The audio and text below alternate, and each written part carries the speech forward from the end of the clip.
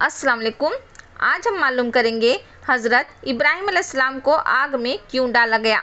Iraq का एक शहर काबुल का बादशाह जिसका नाम नमरूद था, जो बहुत ही बड़ा जालिम और बुत परस्त था, उसको पता चला कि आज़र यानी इब्राहीम अलैहिस्सलाम के वालिद का नाम आज़र था। आज़र का बेटा इब्राहीम लोगों को बुतों की पूजा करने से मना करता है और एक खुदा की दावत देता है। तो उसने उनको अपने दरबार में बुलाया और इब्राहीम अलैहिस्सलाम से झगड़ने लगा। हज़रत इब्राहीम अलैहिस्सलाम ने फरमाया कि मेरा खुदा तो वही है जो मारता भी है और जिलाता भी है।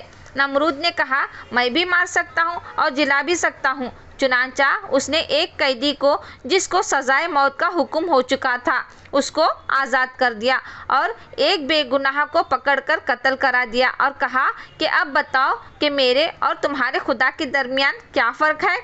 हज़रत इब्राहीम अलैहिस्सलाम ने कहा कि मेरा रब हर रोज़ सूरज मशरिक़ से निकालता है, तुम उसे मगरिब से निकाल दो। उस पर नमरूद लाजवाब हो गया और हुक्म दिया कि इब्राहीम अलैहिस्सलाम को ज़िंदा जला दिया जाए। चुनांचा बहुत से लकड़ियाँ इकट्ठी की गई और उनमें आग लगा दी गई। जब आग बहुत भड़क उठी और उसके शोले आसमान की खबर लाने लगे तो हज़रत इब्राहीम अलैहिस्सलाम को उसमें फेंक दिया गया, मगर वो आग खुदा के हुक्म से ठंडी हो गई और आपको आग से कोई तकलीफ़ नहीं पहुंची।